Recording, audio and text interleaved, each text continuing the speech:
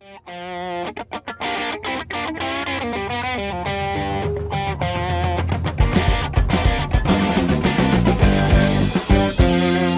everybody, welcome to the TraderMerlin Show. It is your weekend edition. I'm still going to keep my my Braves anti-Dodgers pictures up there. Maybe that'll be good luck for you, Tom, cheering on your Dodgers. Anyway, hope you all had a great trading day out there. Ending on a little bit of a sour note for the NASDAQ, which we'll talk about today. Look at some of those social media stocks, like we were looking at Snapchat yesterday on their earnings, just getting slaughtered. Facebook not doing so hot as well, and their earnings are on Monday. What are we drinking today? Today, for me, it's Blinking Owl Straight Bourbon, which you can go to the distillery out here in Santa Ana. It's kind of a cool little small batch distillery, and actually one of the owners used to be on Criminal Minds, a TV show. Anyway, hello Eric, Terry. We got Tom, Pepper, Simon, Katut, Catherine, Big Eb. Yes, some folks got DWAC'd today. Love it. Unfortunately, you cannot buy puts on DWAC, which we'll look at that one as well.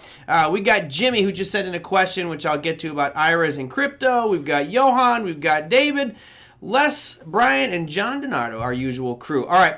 Thank you all for joining us today. Cheers. Let me have a sip of my whiskey before we get rolling. And then I got an exciting weekend ahead of me. All right.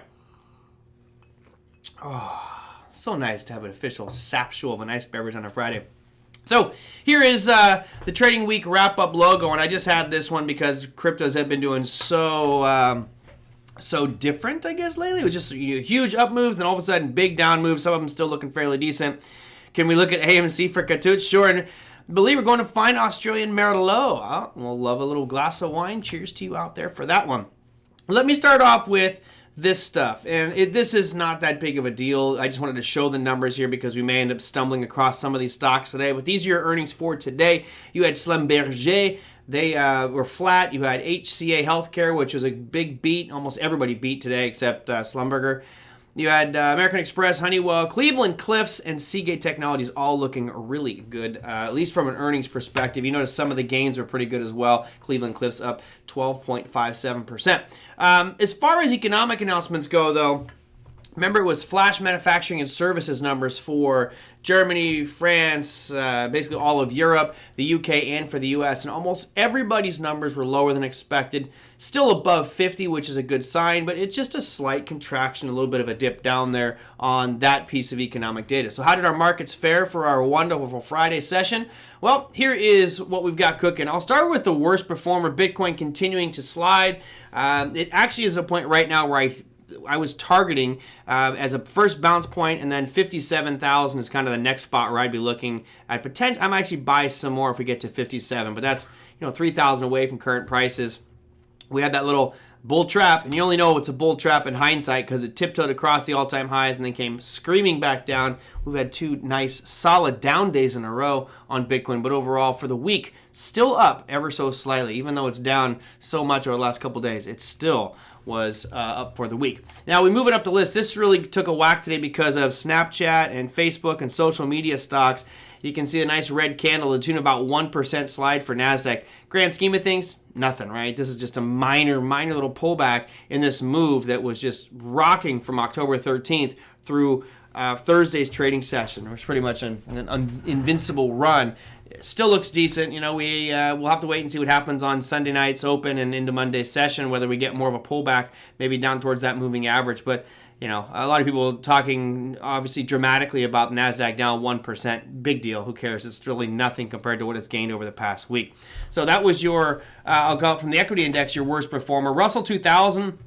Song remains the same, traversing sideways. You got an engulfing pattern into an intermediate supply level at 2284 for the Russell 2000 right now, but yawn, move on to something else. S&P 500, though, slightly different. We have what some people might call a shooting star, some people might call it a spinning top. Notice it's right in that yellow box, which is kind of where the overhead supply was, the all-time high. Tiptoed through ever so briefly today, made an all-time high. So you had an all-time high put in, but then kind of gave it back and ended the day pretty much unchanged. It says, down 0.2%, but that was because of a gap down rollover. You notice right there, we gapped down and basically open and close right about the same price. So not that interesting of a day for S&P. For me, you put lines above today's low and a line above today's high, and come on Sunday night's opening session, We'll see if it breaks above those for a breakout trade. Right now, it's really been in that box for 3 days, not doing too much exciting. That was your number, I guess, 4. Number 3 brings us to the Dow, which is actually tiptoed through an all-time high today. You can see it popped up there. Hold on one second. I'm going to mute my mic so I can yell at the dogs. 1 second.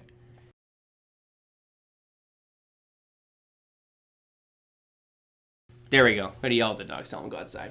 Okay. And then it's the one that I'm kind of frustrated on. I was, obviously I was happy I got out of silver because of the situation. But it's funny because my perspective on, no market, I'm not buying puts on SP right now. Not right now. I've got a little bit of tail between my legs on that one, so I'll wait for a little bit stronger conviction there. But no, didn't buy anything today. I was looking to buy. It's funny. We'll look at the Donald Trump SPAC here, which I personally think is just the ultimate joke. You think that Shiba Inu is a scam? I think that this Donald Trump SPAC is just a crazy money grab that just reeks of nothing good. Anyway, we'll look at that here in a second. But no. I'm Merlin. First time watching you live. Hey, Doug. Good to have you with us. Raise Ink. Elijah Craig today. Wow. I have a bottle of Elijah Craig over there. I haven't had that one in a while. It's a small batch barrel. Okay, so gold. Gold was looking pretty decent today at 0.62%, but still maintaining this downward trend. So it's getting to the point where you start to get a little excited about it, right? You start to feel comfortable. All right. Feels like we're making some higher lows. It's slowly traversing up over the last couple of weeks. Looks good. But we still have, A, the supply zone right around 1835. B, you have this downward trend line. So those two things kind of lining up for a fairly strong supply zone on gold makes me a little apprehensive about going long, but it's starting to feel a little bit better today. Now here's where my annoyance was. Look at silver. Silver had a real nice move today, finishing the day up only 0.85%, but look at that topping tail. We went all the way up to 23 bucks, and I dumped out at 21.50. Oh, son of a biscuit! So been a nice week for silver, trucking to the upside. It looks to me better than gold because you've officially double topped right now. Now you do have what I would consider to be a shooting star. Some of you have been asking about this in the past. You've sent in comments about, is this a shooting star or is that one? I'm calling this one a shooting star, even though it's a slightly higher up in the range. You notice it's after a real strong move. It's got good volume, longer topping tail, and then a small bottoming tail with a red candle near the lower end. To me, that's a shooting star pattern, and it also came into the highs that we saw going right back here to $23. Now, for those of you looking at SLV, I will not be shorting silver just because my bias is a bullish bias. But, if we open up somewhere above 22.52 and start to traverse lower, then that would be a shorting opportunity based off of a candlestick formation called a shooting star. So there you go for that one. Leading us to our number one, which is going to be this one. Crude oil. A lot more chop lately. You see there's been these long tails to the bottom side on those Wednesday and Thursday session. Today was pretty much all green. Really strong move to the upside. 84 is where we finished at, exactly on the button to the close. But I'm looking for where does it go to next? Where's that next potential stop point? And again, I don't really see anything till like 93. Of course, we could whittle down this weekly chart here and see what's inside that yellow box, which may give us a better idea of potential short-term turning points. But right now, it looks like smooth sailing on crude oil for another $10 to the upside, or $9 to the upside. Only Steve Nissen needs a perfect shooting star. Yeah. Oh man, Steve Nissen made his whole career selling books, interpreting Japanese candlesticks. So I've actually got the books here. I will be brutally honest. Don't buy the books, guys. You do not need to buy Steve Nissen's book. You can go out to Google and you can type in Steve Nissen. What's the one book called? It's called The Japanese Candlestick Charting Techniques .pdf, and you can find that out there for free. There's just too many things that you just. His book is a few hundred pages, and it's probably, in my opinion, 25 pages of substance. The rest is filler and fluff that just goes into psychology. That's, I think, a little bit too much. Did you follow your plan perfectly in silver? I did. I follow my plan. Yeah, no less. Don't get me wrong. I did exactly what I wanted to do. It's always that case when you get out of something and it continues to run in your favor and you're like, oh, I shoulda, coulda, woulda, right? Those are the three words that mean absolutely nothing in the financial world. I should have kept it longer. I would have kept it longer. I could have held on to it longer, but I didn't. I still made a nice rate of return, which actually exceeded my expectations, so I'm happy about that. You're right. I did follow my plan exactly to the T. I did exactly what I was supposed to do, so I can't be angry at that. It's just always, when you look back and like, man, You know, it's moved up another buck. Actually, let me get the exact number here. It's just the nature of psychology. Hello, Siraj. Good to see you. And Tony, good to see you. You know, it's at 22.54. It actually went up to 23. That's another $1.50. And again, I had 2,600 shares of it. So, you know, I left it, what, 3,500 bucks on the table? It's okay, fine. We made up for it with my Solana and Polkadot over the past couple days. Goodness gracious, those two have been just on a tear. Hey, NJ, thank you so much for the contribution, my friend. Cheers to that one. I appreciate it. Yeah, right, Simon? We've all got them. We've all got I should have done this. You didn't. Oh, I would have done this. Well, you didn't. So just forget it and move on. Don't even dwell on them. Just move on. It's just tough when I do these shows every day because people ask me about silver. So I bring up silver and I'm like, I just got out of that one. Damn it. Son of a. Anyway, let's talk about macro picture because if we look at these overall indexes, right, the S&P looking real strong, although it's at supply. This is a weekly. I'll leave it on weekly. It doesn't particularly matter. NASDAQ still looking very strong, even though, you know, it's off its highs. It still looks great. You know, the only one, there's your Dow Jones Industrial Average, again, at all-time highs.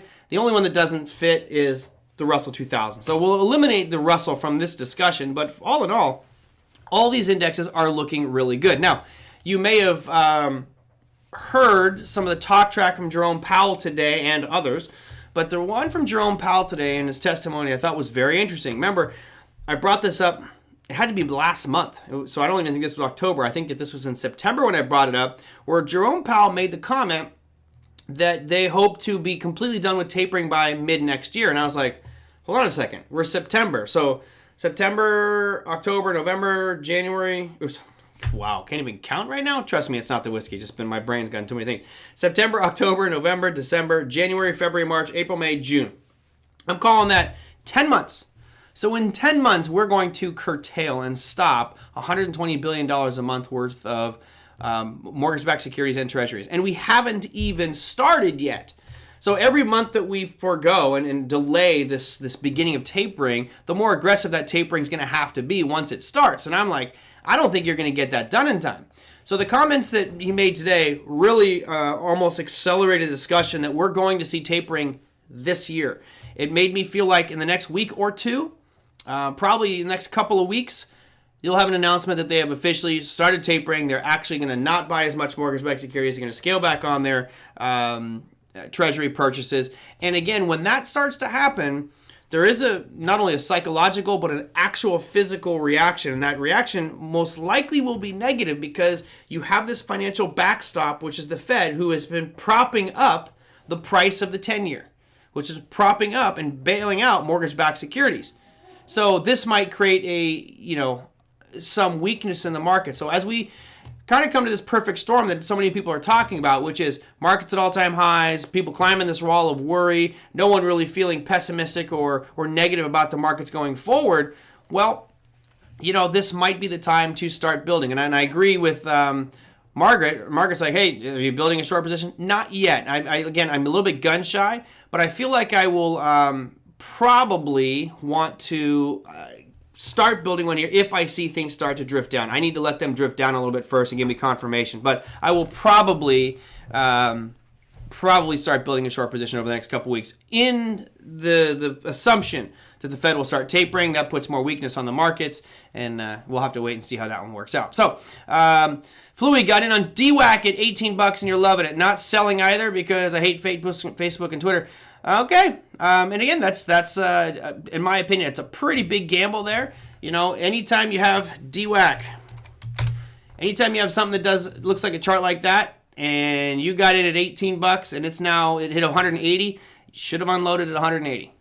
You don't get a 10x return in a very short period of time like you did with DWAC. So let's go to the daily here.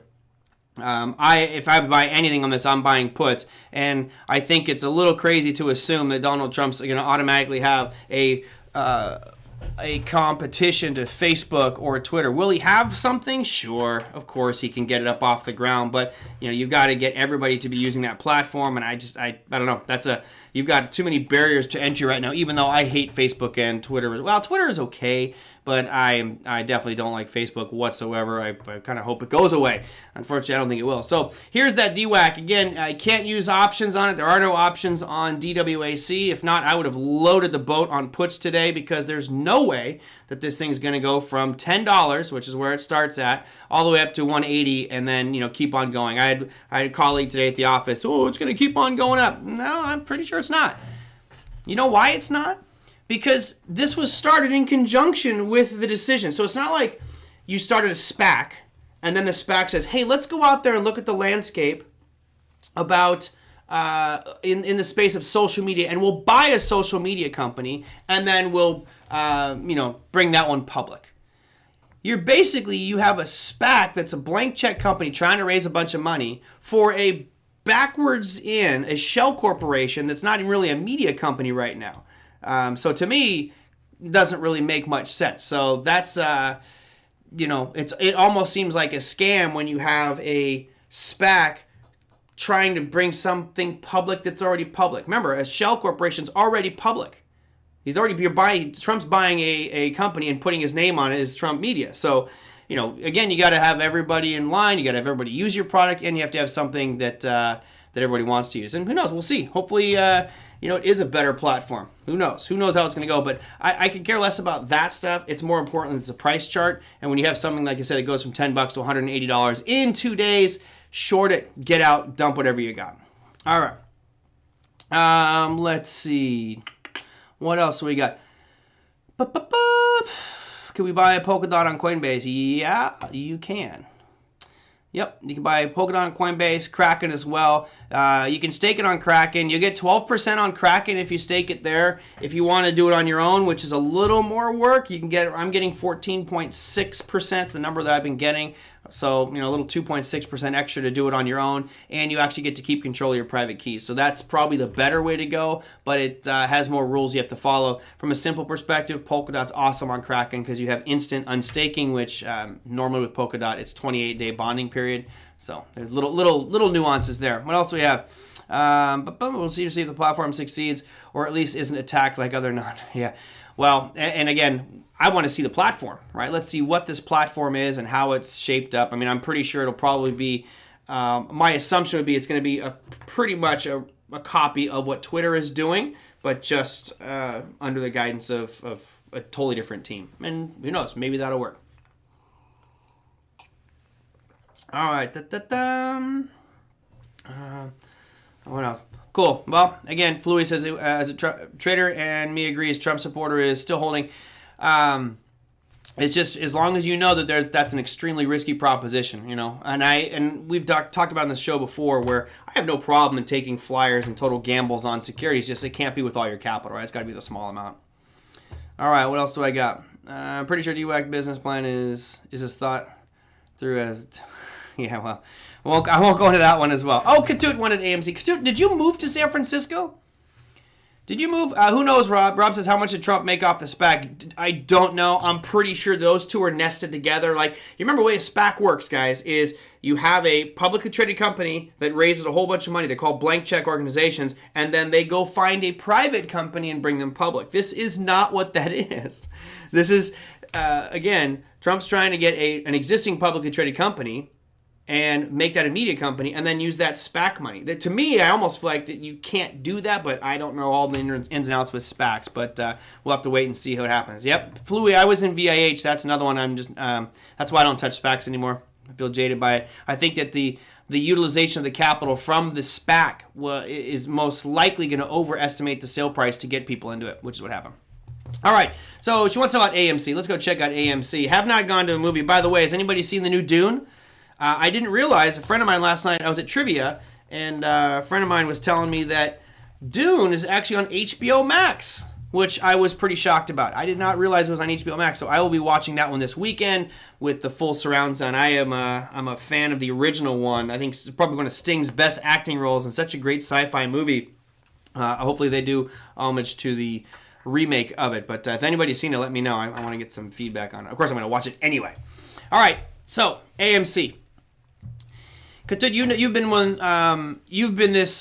on this program for quite some time. I think you know what I'm going to say here. Essentially, what you have with AMC right now on this daily chart, back here in, let's call it May of 2021, is like when the stone was thrown into the water, right? And the first wave was huge. And then each subsequent wave gets smaller and smaller and smaller. So I'm really not a fan of AMC personally going forward. Not that I'm anti-movie theaters. I just think if we look historically, where it has been, we're at elevated prices. And what do I mean by that? Let's go out and look at I'll go a monthly here. Look at it where it was in 2014.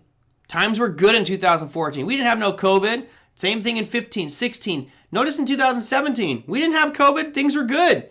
It was dying. 2018, it rallied a little bit, but dying. 2020, dying. Now all of a sudden, we are at the highest prices that this security has ever been. Still, right now, trading at 36.60. It's higher than the security has ever been pre-COVID.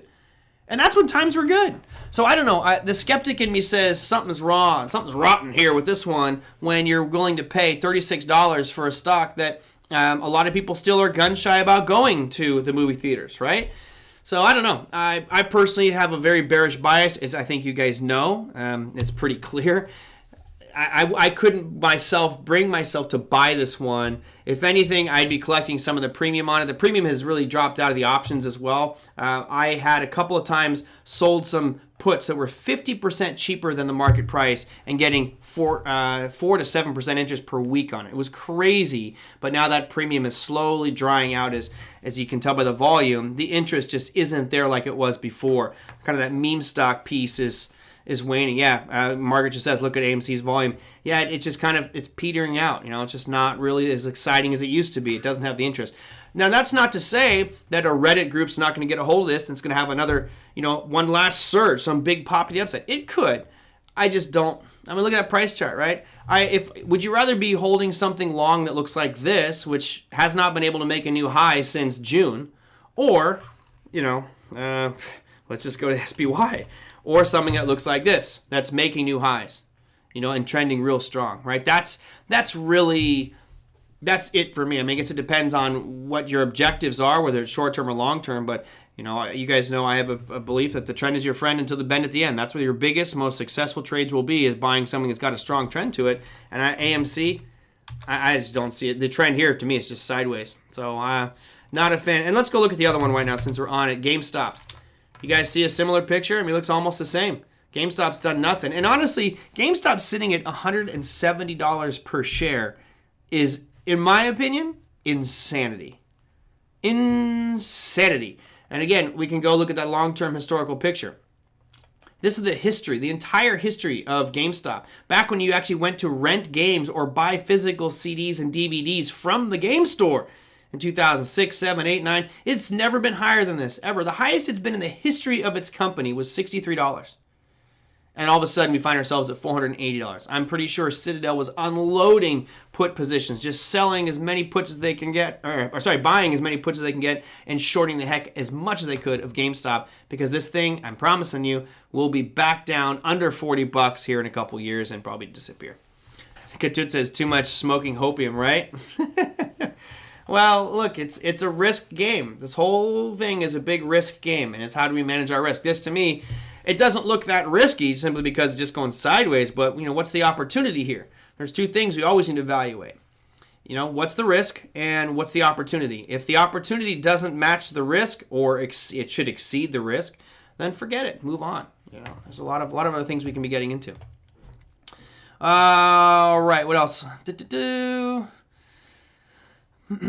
Bobby says the public company is supposed to have a history, right? Yes. And so here's why I think that this whole DWAC thing is so messed up. From what I was reading, Trump is trying to create an existing company that's publicly traded, a shell corp. Now, that sounds weird because a SPAC is supposed to bring a private company public. That's the whole point of a SPAC, right? They are a specialty purpose acquisition company, and they're going to find something that's not public and use those funds to circumvent the IPO process. The IPO process is tedious, it's long, time-consuming, it's very costly. So, no, I get the concept of a SPAC, but it just sounds like the way that it's working with this Trump one, and I'll dig deeper into it over the last over this weekend, if I have some time, is the real inner workings of it. Make sure I have all my details lined up, because right now it sounds really fishy. Of course, they changed the name of the company, which was King's World Capital Markets, changed their name to E.F. Hutton, and they're the underwriter of this thing. I think that's kind of funny too. It just feels like there's just so many comedy joke pieces here. Remember, E.F. Hutton talks. People listen. Let's look at M and EWL. Why not? So here's EWL. This is your Switzerland ETF, huh? NJ, what the heck are you doing over in Switzerland? Hey, you know what? They must have some good chocolate and some good watches. Chart looks good, right? It obviously looks weaker than the U.S. equity markets. Why? Because it's officially making some new lows, and we'll see about it making some lower highs. Long-term picture looks great on this. However, I'm concerned, and again, I don't know anything about the Swiss economy. It's not my area of expertise. I'm just a technician that likes to make trades. So if you look at this price chart right here, I'm a little concerned. And the only reason I'm concerned is it feels like it's potentially starting to roll over. Again, that phrase that I love is the trend is your friend until the bend at the end. And it looks like it's bending, right? Not making a higher high. Now, it did something similar back in 2011 or 21 here, right? And it's done it a couple times. Just made a lower high and then continued to rally up. So I would be a little nervous about this one. It actually feels like you might get a little bit more of a rally, possibly up to like $50.50, which would be that high again, and see if it starts to come back down. But all in all, if you're a long-term investor, it still looks good, right? We can put this on a weekly time frame, and it changes that perspective. It's just a pullback to the moving average. And you can see last time it did that back in November of 2020, it ripped up. So still looks good, but the shorter term guy in me says it feels like it's slowly starting to roll over. Yeah. All right. And the other one was Macy's. And we talked about Macy's, I think, when we looked at the retail sales sector. Regardless of our belief about retail and what's going on with that whole sector, Macy's was actually one of the better looking ones. And, we had mentioned that the retail sales numbers a couple weeks back. And I said, I don't know what's going on with Macy's, but it looks like one of the better of the sector, and it's just continuing to rally up. Notice your moving average there, and it doesn't matter which moving average you use. Put the 20, the 50, the 100, the 200, it doesn't matter. They're all going to be pointing to the upside. You did have a situation here on Macy's where it was outside the upper Bollinger Band. It pierced that. It's outside the upper limits on CCI, outside the upper limits on ADX, outside the upper limits on RSI and Stochastic. So this thing was screaming overbought. The question is, how far back will it come down? Probably, come back down towards that moving average. And I have the 50-period moving average on here. You guys mentioned Bollinger Bands. So there you can see it pierces upper Bollinger Band. I could bring on any indicator here, and it's going to be showing you an overbought situation. So Macy's looks great. My only concern would be chasing it right now. Question for me is, where's that point where you'd be happy buying Macy's? If you were looking to buy. I don't know what your objectives are here, NJ, but right now it looks great. I hate to say it. It just shocks me that Macy's is doing that good. Have Target for retail and Devon for energy, so let's look at TGT. So Target actually looks just like that Switzerland chart, right? Almost identical. All right, so you have it's been real strong, but all of a sudden what happened since let's call it August, really showing a lot of weakness. Now all of a sudden it rallies back up. If we make a new high, then I'm still confident in the uptrend, but I'm starting to see moving averages drop to the south side and start pointing down. This might be that transition point. Don't feel as confident with Target here. We'll see what happens with all the inventory data, what's coming from China and the holiday season. And then Devon Energy, DVN. Looking great, right? Looking great. As you guys know, most of the time I'm pointing my attention at what might be wrong, what could be the problem. So the issue I have with this one right now with Devon Energy, I've mentioned this in the past before. If you have a rubber band around you, grab it and put it around your wrist like a bracelet. When you look at moving averages, they're designed to show you what the average price has been over a certain period of time. And if you look here, right now the moving average is roughly $32.84. And it's escalated significantly. It's got a real sharp move to the upside. You can see that the price has moved so far away from the moving average. One of two things will happen. Price will continue to move up, and this moving average will get sharper and rush to meet price.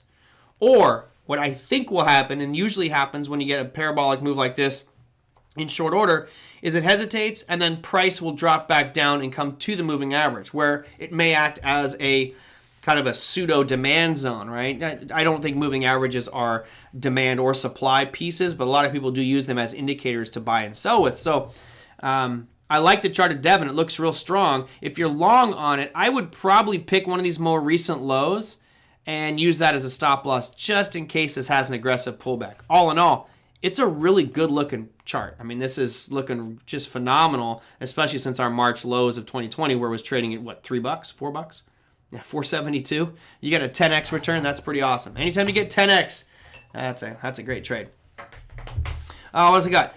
Fluey. I wouldn't be surprised to see it drop. Are you talking about DWAC? I didn't check out, but this is going to be a popular one for a while. Here's DWAC, and let's go to a 5-minute. And right now it's at 94. Yeah, it's trading at 78 right now. I could probably get a better chart here on this one. So here's your DWAC, and let's go into 24-hour trading. Oh, it's actually in 24. So that's all it's showing me. Huh, interesting. It's not giving me all the updated data. It's definitely much lower than that right now. But, we'll see. We'll see how this all pans out for that one. It's just too much of a gamble for me. Bobby, am I invested in coin? I am not invested in Coinbase. I'm waiting for Kraken. I think that Kraken is a better exchange. I think they have better services. They have better support. I think they have better selection, and they offer better staking rates. So I'm definitely more in the Kraken camp. And I think that when Kraken does come online, next year is their target, 2022. That'll put a lot of downward pressure on Coinbase. I may actually kind of do a spread, which is trying to look buy long on Kraken and short Coinbase, because I think once the public gets more aware of the benefits of Kraken over Coinbase, I think that there'll be a sell-off in Coinbase. So no, I'm not in Coinbase. I still think it's rather high. You're looking at $300 price tag, and if we look at where it's been historically, still looking great over the past few months. A lot of this most recent move was the talk about their NFT platform, which has gotten a ton of popularity, and I think that's actually a great bottom line piece for Coinbase. I think they'll make a lot of revenue off of the NFT marketplace. I actually think that's a huge piece for them going forward. Let's see. Performance test, the miracle on 34th Street. It may be real, John. It may be real. All right, what else do I got? Tom, there is only Nordstrom's and Macy's left in department store space. No more Bullocks. Bufferns? Never heard of that one. Buffums? Never heard of that. Who are these people you talk about? Oh, Montgomery Wards.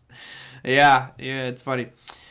Ryan, bought Beyond today. Earnings projected miss. It filled a gap from 2020. We will see. Let's check out Beyond Meat. Why not? I still have not had Beyond Meat. I'm not sure why. I'm trying to avoid it. There you've got Beyond. They are right now down at $95. Again, I'll bring this to a weekly. If our job is to put our money to use in the highest probability, most effective manner, whether that's stocks, options, futures, forex, commodities, real estate, baseball cards, who cares? If you're trying to make utilization of your money in the best way possible, buying Beyond Meat right now is high risk, right? You're kind of going against the trend on this one. You can see that on this weekly, the last great trade setup I saw was this shooting star that happened on June 28th. Other than that, this thing has just been weaker and weaker and weaker. It doesn't look good here. Did you bought Beyond? Be careful on that one, Ryan. If we're trading right down here at $95 right now, or post, it says post is 95.11, so it's slightly lower. The only thing on a weekly, it might be this big move that happened in May of 2020, but this chart doesn't look good, right? If institutional money felt that this was a great company, it wouldn't be moving this way. It would be trending to the upside. You could put whatever moving average you want in here, the 20, the 50, the 200, the 400, it doesn't matter. They're all pointing down. So statistically, by buying Beyond Meats, you're going against the grain. You're catching that falling knife, if you will. And in this case, it's not really even a falling knife. It's slow. It's like this slow drip down. It's not even an aggressive sell-off. So I don't know. I have to say I'd be nervous on that one. Sorry to go into the weekend making you nervous on it, but you have reasons why you bought it. Just for me personally, I wouldn't. If anything, I'd actually be looking to short this. And we talked about this. God, I don't know if this was maybe on Power Trading Radio when I discussed this one, when we said when they initially came out, they were just ripping to the upside. Yeah, I think actually it was when they came out. And we're talking about all the competition. So many other companies are getting into that space of, synthetic meats, if you will. So this one makes me a little nervous. Things don't look that great right now. So make sure you got a stop loss on that one, Ryan. The trend to me feels like this one's going to continue to drift to the south side for whatever reason, right? It may have a great product, I don't know, but that chart looking pretty darn weak. You could potentially, Ryan, if you wanted to, you could potentially limit some of your risk by going into options. That's probably would be a safer way. I mean, if you thought it was going to go up, you could buy out of the money calls. It's going to cost you a lot less capital. And if it does not move up at all, well, you would lose the premium that you paid. Or you could be selling some puts and collecting premium, but trend is down right now. Let's see, what else do I got? Emerging countries are reopening. Does UUP strength affect EEM movement? No. I don't believe so. So you got UUP, which is your USD. It's basically a way for you to trade the dollar index. I think it's kind of okay, let me take that back. Yes, I think it does kind of help emerging markets because the stronger the dollar gets, the more we can buy of foreign goods and services. That's the general theory, NJ. So right now, as you see the dollar, this is UUP, but I like to use the Dixie. Same picture, really. This is the dollar index, and you can see it's been making some higher highs, higher lows. Granted, it's a small pullback here over the past week, but we'll have to wait and see how this goes. But yes, the higher it gets, that should, in theory, help emerging markets because we would be buying more goods and services from them. That's pretty much it. Les wants Nvidia. I don't see what you're talking about, Les. Did you want to talk about something? All right, Les, I got you, buddy. NVDA. Ooh. Wow. All right, I have a really hard time thinking of shorting Nvidia. We talk about strong stocks. That is a unbelievably strong stock. And Larry, congrats, he nailed this one. Larry's been talking to me about this one since it was $39. $39. And mind you, this is after a split. It doesn't show me where the split's right here. And what was the split? Let me see. It was a 4-to-1. So that will be back when a 4-to-1 means it would be $7.50, right? So about $8. So he was telling me about this one was $8, which is way back here. Let me turn this off. Which would be right in here. 2016 is when Larry was talking about Nvidia and saying I needed to buy it, and I was laughing at him. Who's laughing now? Who's laughing now? Look, Nvidia looks amazing. It looks great. You do have this. It's almost a shooting star formation at all-time highs. And I'd have a very difficult time trying to short something that's this unbelievably strong. But I certainly wouldn't want to buy it right now. I'd never buy anything personally at an all-time high. It's against my rules. It's in my trading plan. You'll never buy it at all-time highs. So now it becomes a question of how would I trade it? Like if tomorrow or Monday, if we open up above that 225.73, if we open up somewhere there and I start to see some negativity roll over and come down below that line, that might be a good day trade for me and could potentially turn into a longer term trade if it in fact does start to go down. But yeah, this is such a gorgeous chart. I mean, everything in here screams that it's going higher, right? Your moving averages, your price, it's higher highs, higher lows. This just looks great. And the whole chip shortage, so it looks pretty good. Let's see, what else do I got? Chowski. Good to have you with us, my friend. Happy Friday.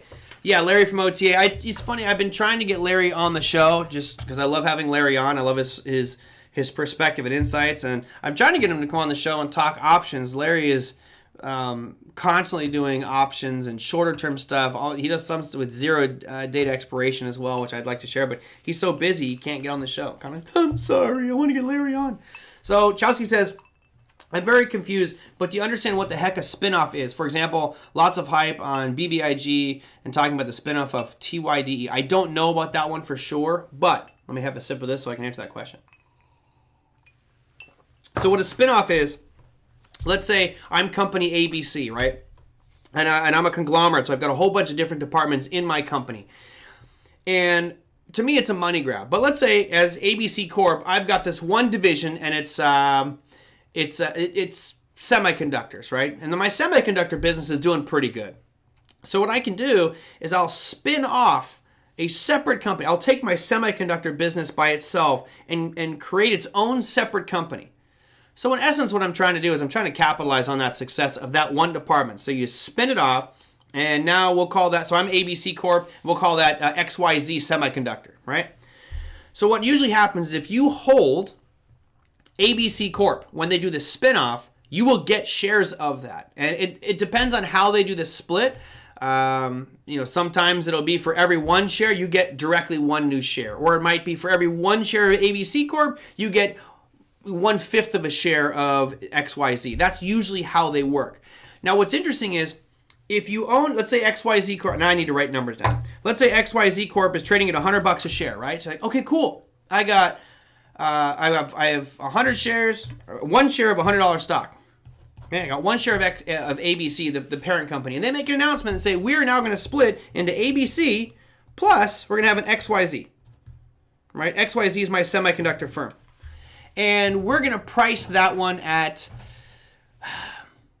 I don't know, let's just say we price that one at $10.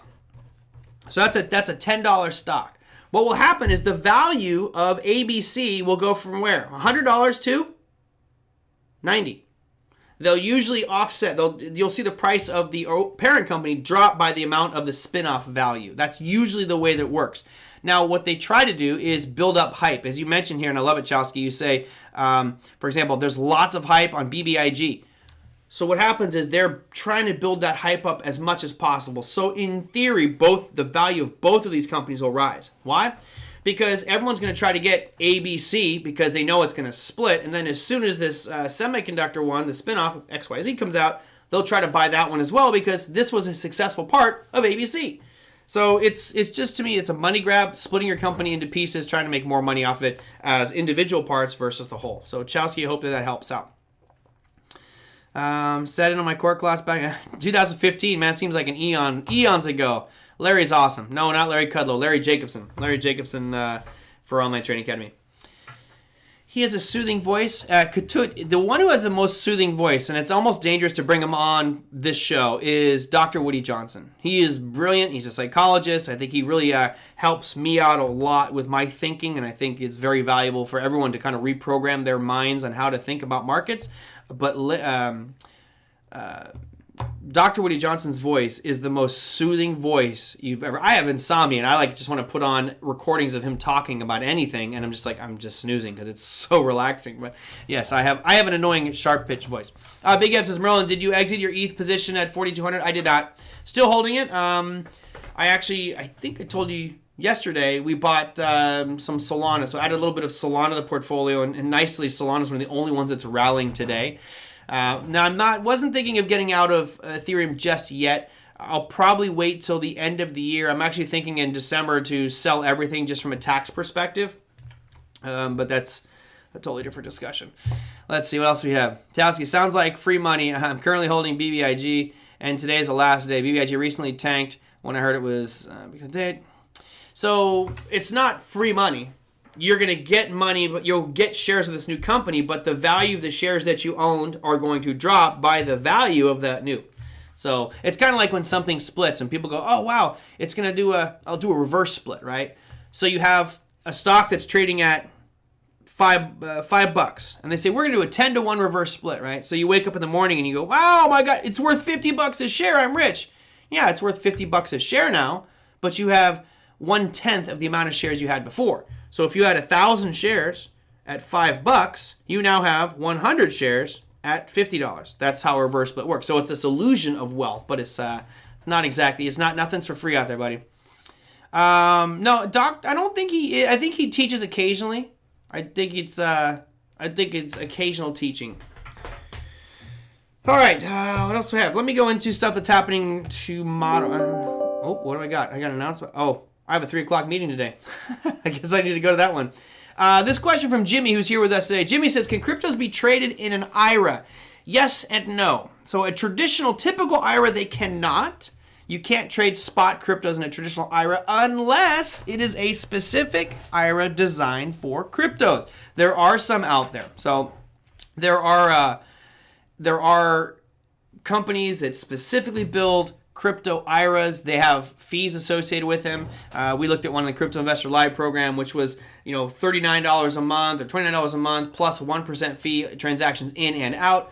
those are somewhat expensive, right? Those can be rather expensive. In a traditional IRA, you cannot buy spot cryptos. You can't go to like Kraken and put that in there. However, could you now be buying BITO, right? The ETF that reflects Bitcoin futures? Now you can. So in theory, we could have proxies for crypto, Jimmy, in our IRAs. But if you want to physically hold crypto, you'd have to find a special IRA for that. And what else did I have? That's pretty much. So here's what we've got cooking for Monday. It's a great. So this week was fun for earnings announcement, right? We had Netflix, you had Tesla, you had Snapchat, which created a little bit of havoc in the market. If you look at next week, it's awesome. This is like the FANG stock week. We start things off on Monday with Facebook, and that's pretty much the big one for Monday. Later on in the week, you're going to have Microsoft, you're going to have Google, you're going to have Amazon, you're going to have Apple. I mean, it is just all across the board with earnings next week, so it'll be a very fun, volatile week. Facebook is of particular interest, given what how Snapchat got hammered. Curious to see what happens with Facebook. Facebook, by the way, took a pretty big dive today as well. I don't know if you guys caught that one, but Facebook was down over 5% today and coming right into an area of demand. And again, if it breaks this area of demand, I'll show you the chart.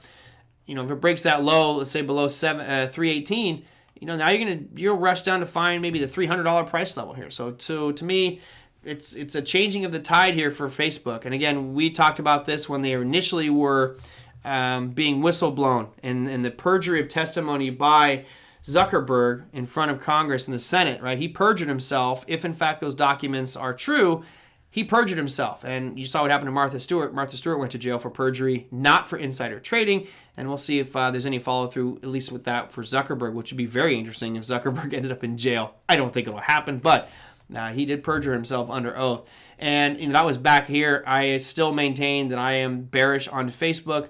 I just think that you're getting a lot of pressure, not only from people like former President Trump and their disgust for Facebook and Twitter, but just social media platforms in general from a lot of us. Not looking so good.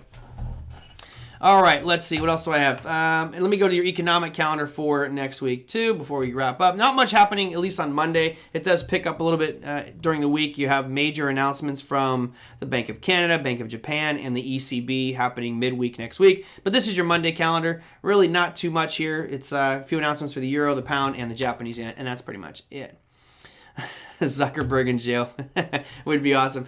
I kind of feel bad for the guy. I feel like he was just kind of backed into a corner, but you know what? Maybe I'm wrong. Who knows? Let somebody go to jail for what's going on. Let's see. BBIG is doing a blockchain spin-off. Oh, maybe that's why they are being so hyped up. There we go. And let's see, Kevin Long, silver, 2750 puts. Let's go to that one. SLV. You're long 2750 puts.